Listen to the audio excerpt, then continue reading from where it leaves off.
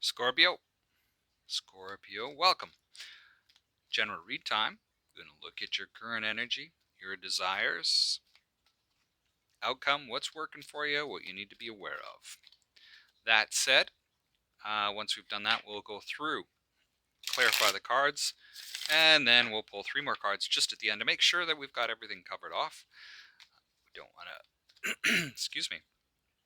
But that said, Scorpio, let's get to see where your current energy is.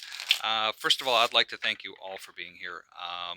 I've just, it's been awesome.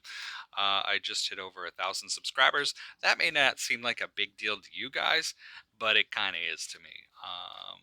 It's it's such an interesting thing to see happen. But that said, let's get started. Scorpio, 9 of Pentacles. Somebody is feeling secure, stable, happy within themselves. The desire is for success. Interesting.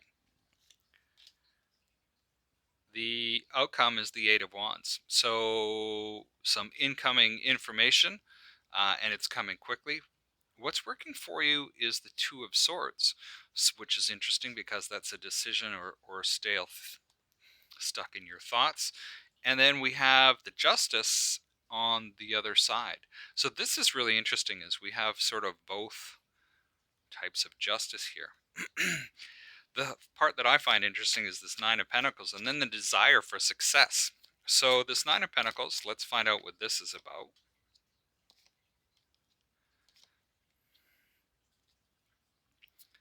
Page of Cups, Tower, and the Queen of Pentacles. So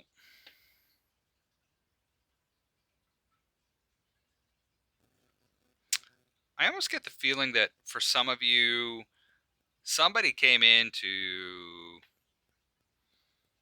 romance you a little bit, this Page of Cups, and it wasn't all it cracked up to be. And it might have had you sort of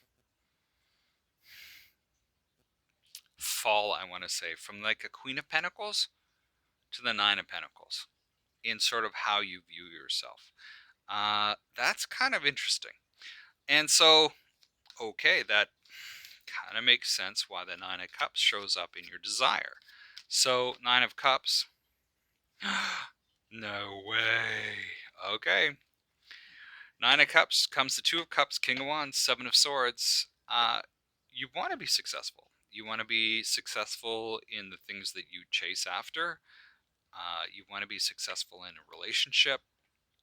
And because half the time it doesn't seem like it goes your way, that there is, yeah, things just don't seem sometimes fair.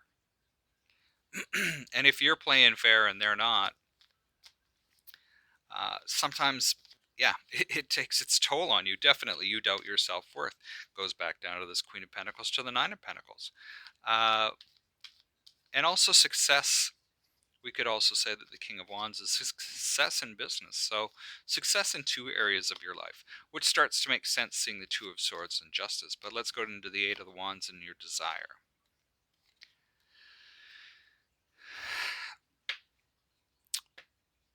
Information coming in and different things coming in after being sort of delayed can seem a bit chaotic, and it can seem like you really have to have your guard up, especially when it comes to relationships with this 3 of Cups here. This could be anything from, just basic protecting your happiness is kind of what I get. Could be a marriage, but I get more that you're having to protect your happiness to some degree. Now this 2 of Swords, Temperance, 9 of Swords, and the Judgment card. Judgment card being your energy, and I'm going to read it as such. There's some healing that needs to go on under this 2 of Swords. So this decision is based on the anxieties that you're experiencing and the healing that you're undergoing. It's almost like you're not quite ready to step up into this judgment thing. So just kind of healing from the worries of the world is kind of what's holding you back right now. So this Two of Swords, you're healing because, hey, you know what? You're experiencing a lot of anxiety, which makes sense. You know what? Why make a choice when you can sit back and heal so that you can make a better choice? We also have the Justice card, so major balance. And underneath that major balance comes the Queen of Swords, the Five of Wands, and the Five of Cups. The reason this has to come in, or you need to be aware of it, is that there needs to be some clearness and conciseness around the things that you're fighting against and the things that you are regretting. It seems fairly heavy, um, but it's kind of, I almost want to get like, you want to cut this out of your life. You want to cut this sort of competition, this fighting, the regret, and start seeing things for how they actually are. The interesting thing is that I'm attracted to these two blindfolds that these individuals have. So you're just like, I want to be able to see what I'm cutting out. I want to be able to see things differently. I don't want to be blind and trying to make my decisions anymore. Last three cards: Emperor, King of Cups, and the High Priestess.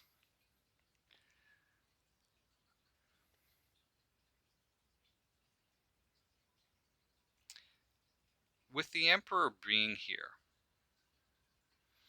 it's interesting that this is an individual who really has life together. They still have, I want to put it, they still have their challenges. They still have the things that irritate them and piss them off. But they are in control. They're in control of themselves.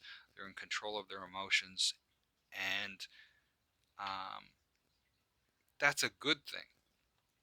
And then we have the King of Cups, another individual who is caring and loving. And then we have the High Priestess, where there's intuition as well. And what I get from all of this is kind of that as you go through this and your ambition starts to take a hold, still remain caring, still use your intuition. Don't always take the hard lines. Sometimes there's more underneath it, especially with yourself. Be wise in what you do. Be wise in how you choose. Um, make the best choices we can. Scorpio, sorry that this is a bit of a heavy read. It's interesting, and going through matters of the heart is never easy. It is when it's great, but when it sucks, it sucks. Scorpio, that's what I have for you today. I would invite you to subscribe if you haven't already. I do appreciate you all being here and supporting me in this channel. Best of luck this week. Feel free to give me a thumbs up, thumbs down. We'll talk to you next time.